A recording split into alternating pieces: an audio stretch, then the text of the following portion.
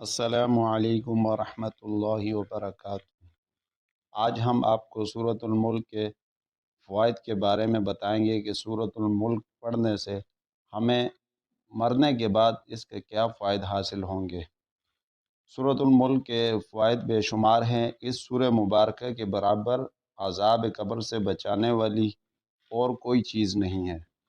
اگر اس کے پڑھنے والے کے پاس عذاب کے فرشتے آنا چاہیں تو یہ ان کو روکتی ہے، وہ دوسری طرف سے آنا چاہے تو ادھر یہ چلی جاتی ہے اور فرماتی ہے کہ اس کے پاس نہ آؤ، یہ مجھے دنیا میں پڑھتا تھا۔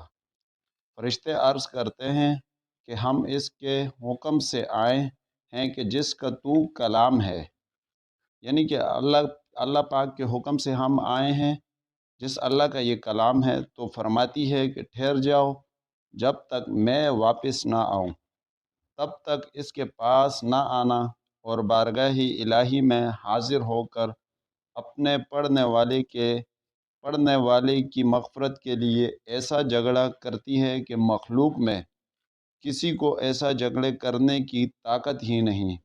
انتہا یہ کہ اگر مغفرت میں تاخیر ہو جائے تو عرض کرتی ہے کہ وہ مجھے پڑھتا تھا اور تو نے اسے نہ بخشا۔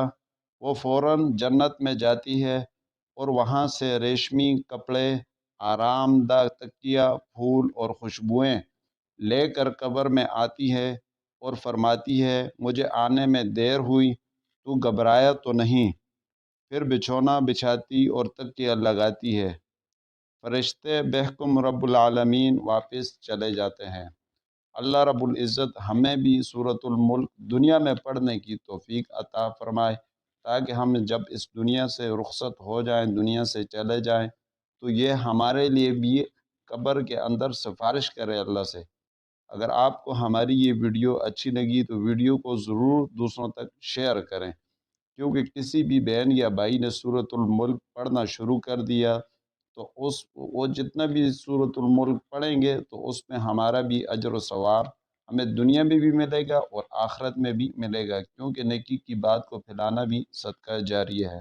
والسلام علیکم ورحمۃ اللہ وبرکاتہ۔